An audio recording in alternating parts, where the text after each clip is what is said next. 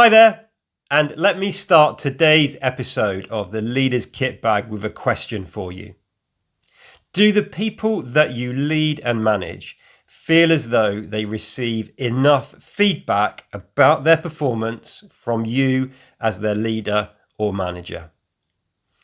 Chances are 65% would like more feedback, which is the figure from a study I looked at recently.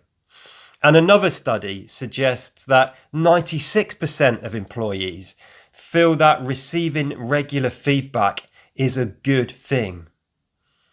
But the reality is, many of us as leaders and managers don't do it enough.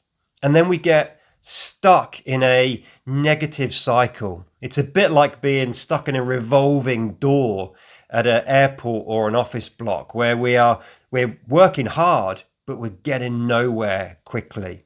And the reason this happens is because we don't give much feedback to our people.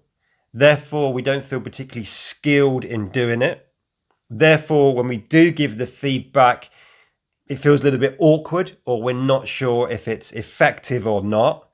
So therefore, we log that as an uncomfortable experience and we try to avoid it in future, only giving feedback when we really have to and there's no choice about it.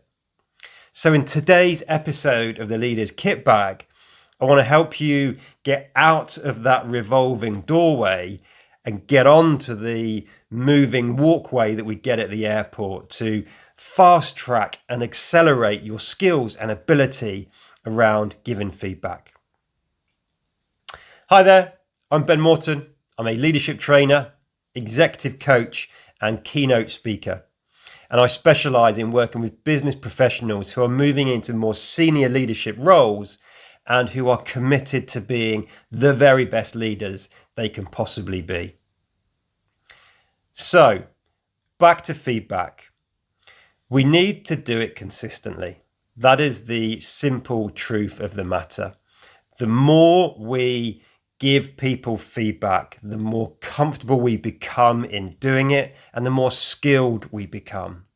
And the more we give feedback, the more comfortable those that we lead feel in receiving it.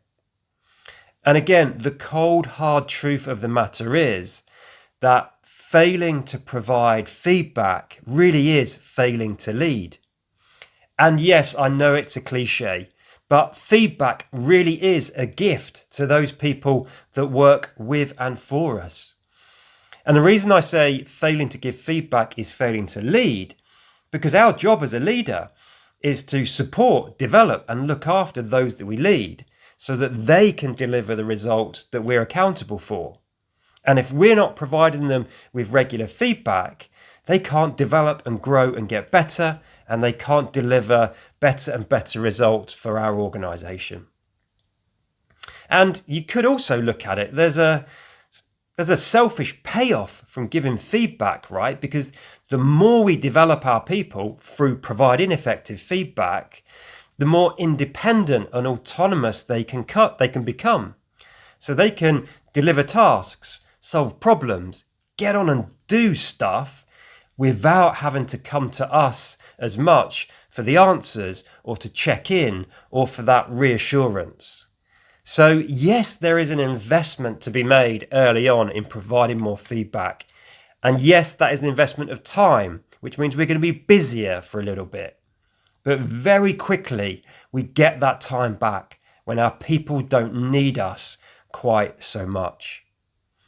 So we really have to just bite the bullet, get on and invest in giving people more feedback more consistently. And we start to get on that walking travelator where we can get to places much more quickly. And where do we start? We start with the small but high payoff tasks, the repetitive tasks, the ones where we might catch ourselves thinking, this is a really quick and easy job. It's easier if I just fix this myself rather than giving some feedback to my team.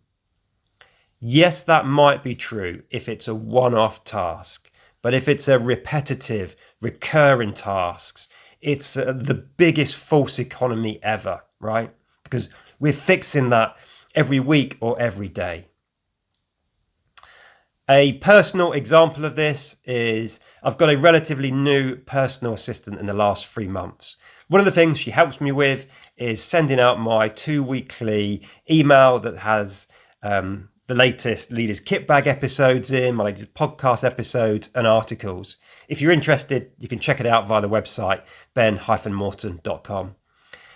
But I write it, Lucy loads it into MailChimp and does an initial kind of proof check and formatting, and then sends me a test.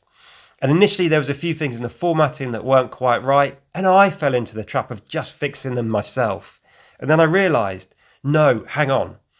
I need to pause here and give Lucy the feedback so she can do it effectively first time in the future, and that buys me time back.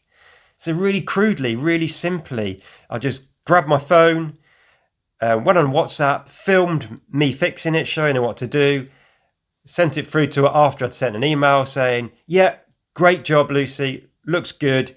Just next time, just one thing to focus on. What I didn't do was give her the feedback sandwich. So that's the trick with feedback, folks. Just bite the bullet and do it. Start with the small, repetitive, recurring tasks where you'll quickly get a payoff.